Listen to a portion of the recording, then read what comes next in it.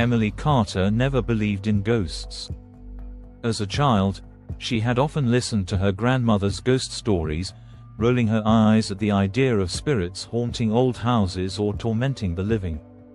Now, as an adult and a professional photographer, Emily found herself focused on capturing the world through the lens of her camera, believing only in what she could see with her own eyes.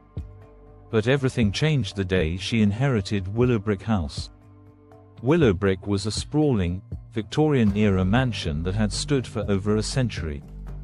It had been in Emily's family for generations, but no one had lived there for years.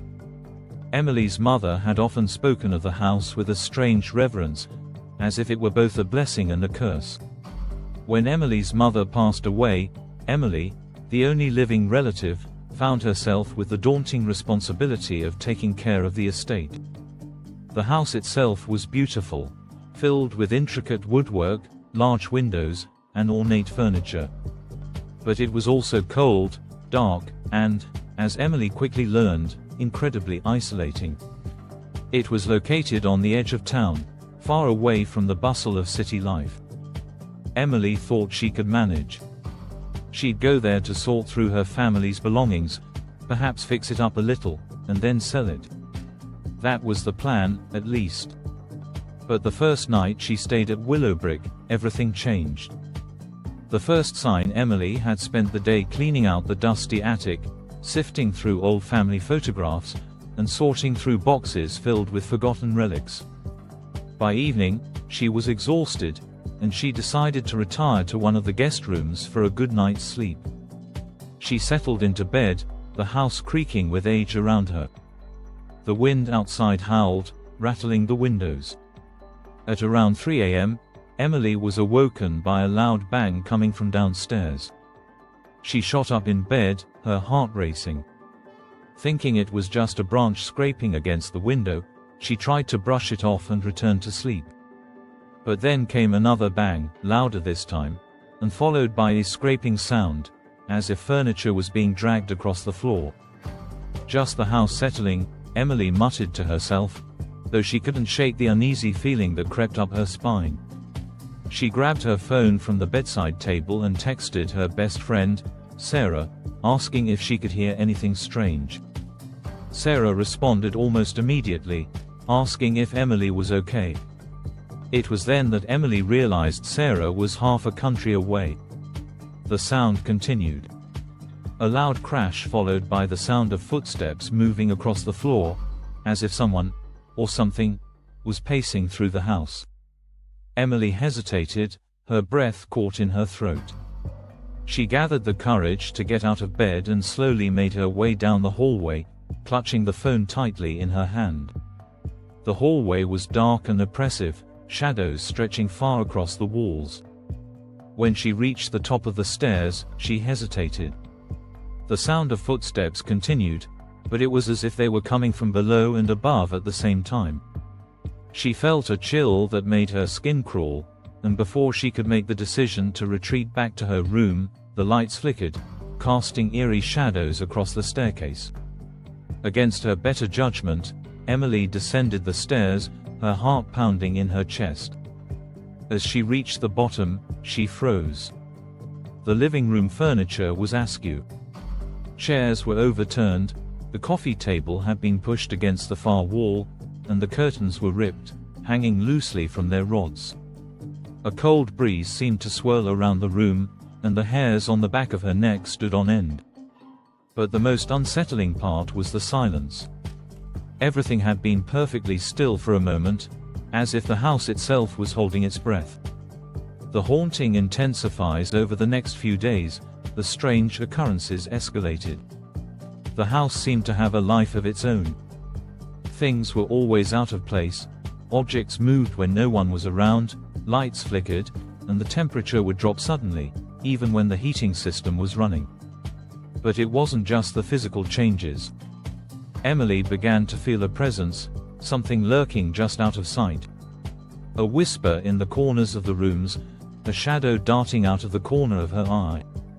One afternoon, as she was working on the dining table, Emily heard footsteps behind her. She turned around to find the room empty, the old grandfather clock ticking steadily, but the air around her felt thick, like someone was standing just out of view. And then the mirrors.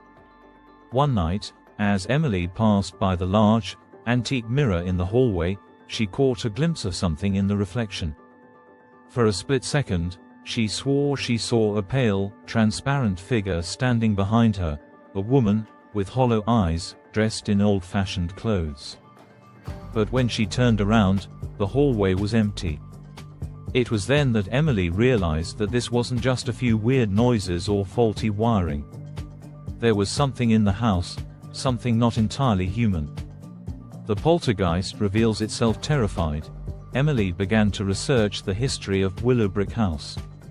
She found an old newspaper article from the early 1900s, detailing the tragic death of a woman named Eleanor Whitmore, a former resident of the house. According to the article, Eleanor had died under mysterious circumstances, and rumors of her restless spirit began to circulate soon after. Local legends spoke of her spirit causing mischief, objects moving, eerie noises, and the occasional violent outburst. Some even said that Eleanor's anger grew stronger with each passing year. One night, while researching in the library, Emily was jolted by a loud crash. She rushed into the living room to find the chandelier shaking violently, the lights flickering erratically, and the room filled with a thick, suffocating energy. Then, all at once, the room went silent. The chandelier stopped moving, and the house seemed to settle back into its usual state of stillness. But Emily wasn't alone.